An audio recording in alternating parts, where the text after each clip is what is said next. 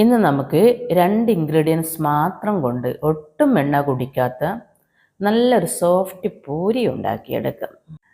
കുറേ സമയം വെച്ചിട്ടാണ് കഴിക്കുന്നതെങ്കിലും സോഫ്റ്റ് ആയിട്ട് തന്നെ ഇരിക്കും. അതേപോലെ തന്നെ എളുപ്പത്തിൽ ഉണ്ടാക്കിയെടുക്കാനും പറ്റും. ഇതിനു വേണ്ടി നമ്മൾ 1/4 കപ്പ് ആട്ടപ്പൊടി എടുത്ത് അരിപ്പയിലിട്ട് ഒന്ന് അരിച്ചെടുക്കുന്നുണ്ട്. കൂടെ തന്നെ 1/4 കപ്പ് മൈദപ്പൊടി കൂടി എടുത്ത് ഇതുപോലെ തന്നെ ഒന്ന് അരിച്ചെടുക്കും. ഇനി ഒരു ടീസ്പൂൺ ഉപ്പും കൂടി ഇട്ട് കൊടുത്ത് കുറച്ച് വെള്ളം ഒഴിച്ചു കൊടുത്ത് വേണം കുഴച്ചെടുക്കാൻ. ഇത് കുഴച്ചെടുക്കാൻ വേണ്ടി ഞാനൊരു 1/4 കപ്പ് വെള്ളമാണ് എടുത്തിരിക്കുന്നത്. ആവശ്യത്തിന് വെള്ളം ഒഴിച്ചു കൊടുത്ത് കുറച്ച് സമയം എടുത്ത് കുഴച്ചെടുത്ത് വേണം മാവ് നല്ല സോഫ്റ്റാക്കി എടുക്കാൻ. മാവ് നല്ല സോഫ്റ്റാക്കി എടുക്കുമ്പോഴാണ് പൂരിയും നല്ല സോഫ്റ്റായി കിട്ടുന്നത്. വെള്ളമൊഴിച്ച് സോഫ്റ്റാക്കാതെ കുറച്ച് സമയം എടുത്ത് കുഴച്ച് തന്നെ നല്ല സോഫ്റ്റാക്കി എടുക്കണം. ഇനി പകുതി മാവെടുത്ത് നീളത്തിലൊന്ന് ഉരുട്ടിയെടുത്ത് അധികം വലിപ്പത്തിലല്ലാതെ മുറിച്ചെടുക്കാം. നല്ലോണം പരത്തിയെടുക്കാൻ വേണ്ടി മുറിച്ചതെല്ലാം കയ്യിൽ വെച്ച് ഒന്ന് ഉരുട്ടിയും കൂടി ഇട്ട് കൊടുക്കാം.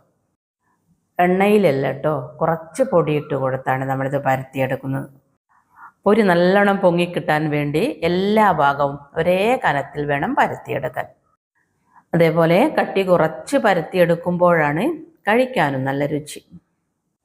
ഇനി എണ്ണ ഓവറായിട്ട് ചൂടാകുന്നതിന് മുമ്പേ ഓരോന്നായി ഇട്ട് കൊടുത്ത് ഫ്രൈ ചെയ്തെടുക്കാം. പൊങ്ങി വരാൻ ബുദ്ധിമുട്ടുണ്ടെങ്കിൽ ഒന്ന് തട്ടിക്കൊടുത്താൽ മതി. ഇനി പൊങ്ങിയ ഉടനെ തന്നെ തിരിച്ചിട്ട് കൊടുക്കണം. അങ്ങനെ തിരിച്ചും മറിച്ചും ഇട്ട് ഇതുപോലെ കളറ് മാറി വരുന്ന സമയത്ത് കോരിയെടുക്കും.